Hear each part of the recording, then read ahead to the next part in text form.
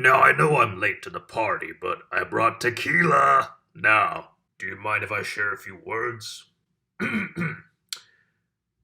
That's alright. Hello, everyone. This is Joseph Joestar. I hope you're all having a good day so far. Now, I have to admit, as relentless and power hungry the mouse is, they put out some decent stuff, every now and then. Raya and the Last Dragon is a mixed bag, but at least it did not actively waste my time. Here are some of my thoughts, and of course, spoilers all around, so please watch at your own discretion. The character development is decent, especially when it comes to the three protagonists. I enjoy how the movie sets up parallels between Raya and Sisu, or as I like to call her, the Michelangelo Dragon. Okay, fine. I'll stop. Now, the movie goes out of its way to show you why these characters have their respective views on the issue of trust. Also, Raya reminds me a bit of Tiana in that both of them sort of rail against this idea of fairy tales coming true on their own. Sure, this is a kids' movie, but I think it's nice when kids' movies get real for a moment or two. In my opinion, Namari is also a very well crafted character. Hate her all you want for the crap she pulled at the beginning, but at least we get to know the strain put on her.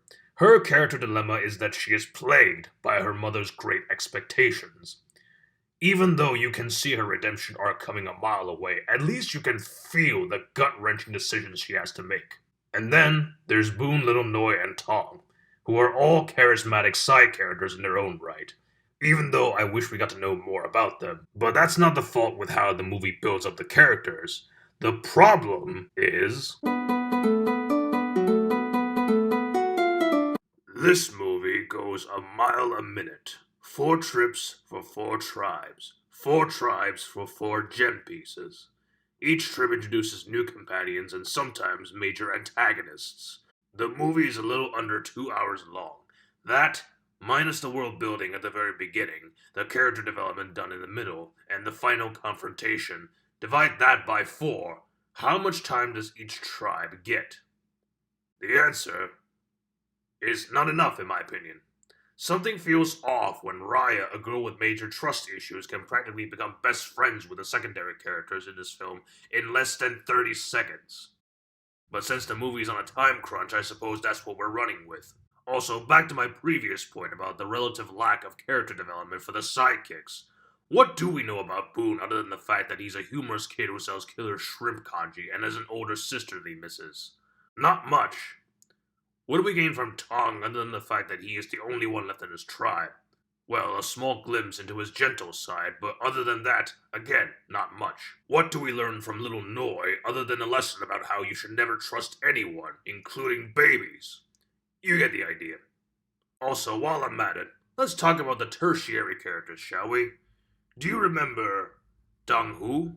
You know, the old lady who was the chiefess of Talon? Apparently, she's the most ruthless leader the land of Talon has ever seen. So how can you build her up to be such a menacing figure and barely give her more than 3 minutes of screen time? The script can't give these fascinating figures the attention they deserve simply because there are so many of them. It's a character dump. And speaking of the script, I will try not to be too insulting, but in all honesty, if I had to describe the script of this movie in one word, it would have to be... meh. Now, the voice acting is stellar, but it couldn't save this script from being generic at times. Now, what exactly do I mean by that?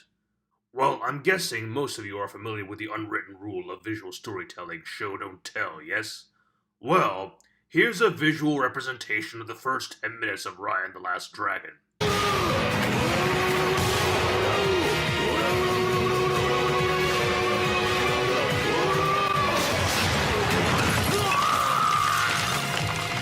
It obliterates the rule of show don't tell.